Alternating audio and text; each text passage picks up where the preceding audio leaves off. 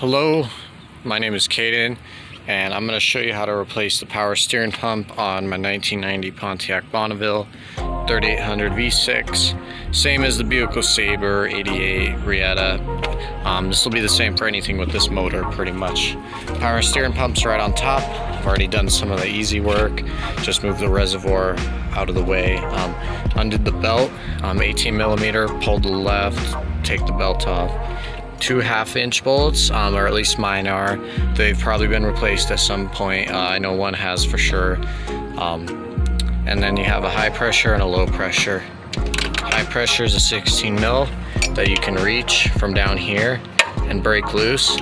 What I did beforehand, suck out your fluid, get an empty cup or bottle or something, keep that. It's gonna have less mess later. And I also have some towels at the bottom. Also, you can use a catch pan, whatever you need. The high pressure, break that loose. Hose clamp for the low pressure side. Take a pick, put it in there, twist it around, and that hose will pull just right off. And your whole pump will come off. Installs reversive removal. I guess I'll show you kind of how I do it. Alright, I'm back a little bit later in the day. I had to go buy a tool. You're gonna want this if you haven't.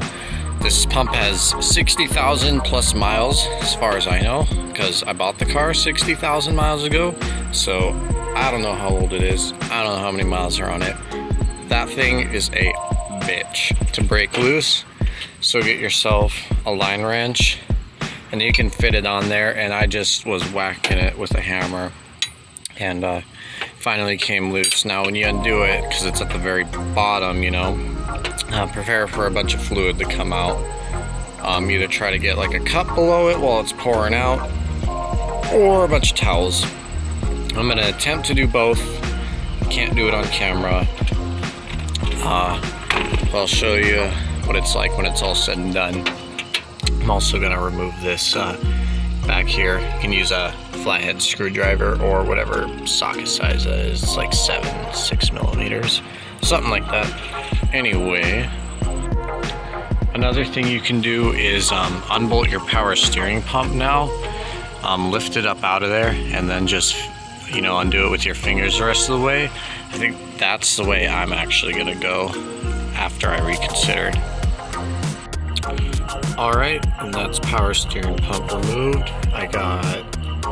It's a mess. I said it was gonna be, but it's not horrible.